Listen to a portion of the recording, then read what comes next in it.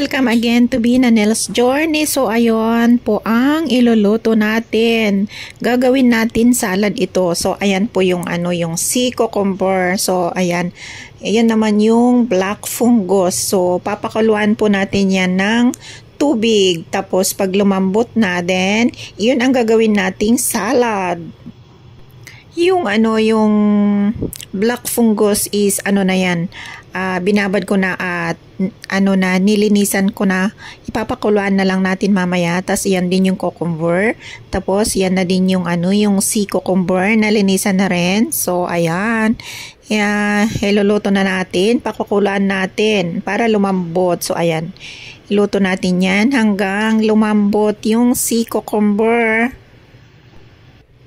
Ayan, pag natapos nang maluto yung yung sea cucumber, isunod naman natin yung mamaya. Isunod natin yung yung black fungus. So ayan, malambot na ang sea cucumber natin. So ayan, isit aside po natin at i-slice natin mamaya.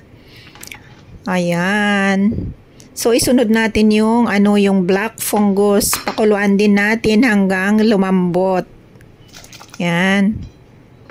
Sandali lang naman ito maluto din kasi binabad ko na yan at nilinisan ko na rin. So ayan, check lang natin mamaya kung na siya, malambot na.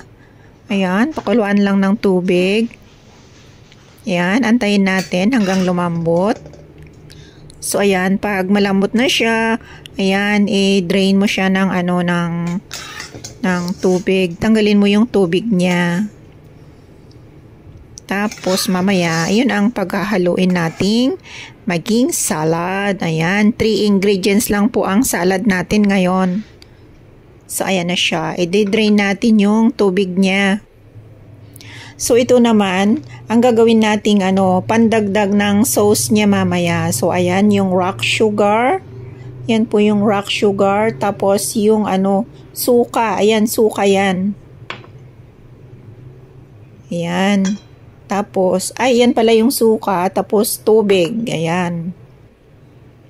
Ayan, yung ginamit kong suka, yung natural sugar, vinegar pala, hindi sugar, ayan. So, ayan. So, ayan, lagay natin yung tubig, ayan. Kalahating tubig, tapos yung rock sugar, lagay natin. Tapos, yung, yung vinegar, ayan. Yan. Pag pag natunaw na yung yung rock sugar, then ilagay na natin yung suka. So itong sauce na to, ito ang panghahalo natin mamaya sa sa salad. Ihalo natin mamaya sa salad para mas masarap ang kanyang lasa.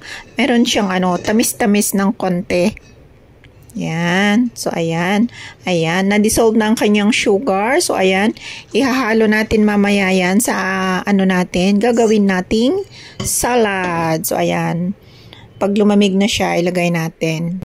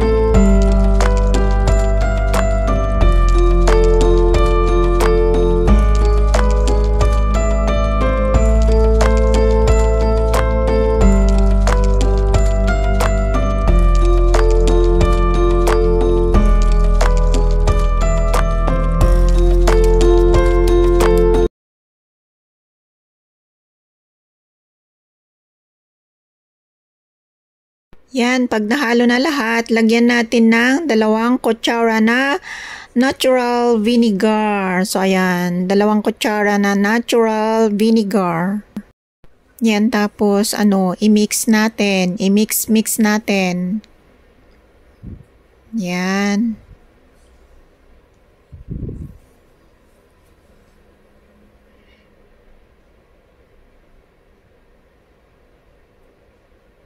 Yan, ihalo lang natin para mag-dissolve ang kanyang vinegar. I-mix natin. Ayan. Halo-halo lang. Tapos, lalagyan natin ng grind black pepper. So, ayan. Lalagyan natin ng paminta. So, ayan. Pagkatapos natin lagyan ng ng black pepper na grind, lagyan natin ng pink salt, asin. Lagyan natin ng asin. Yan. Yan. I-control nyo lang kung gaano karami ang ilalagay nyong asin. So, ayan. Ihalo-halo natin. Ayan. Tapos, yung kanina, yung pinakuluan ko dun sa una na na rock sugar, tsaka yung vinegar, tsaka yung tubig.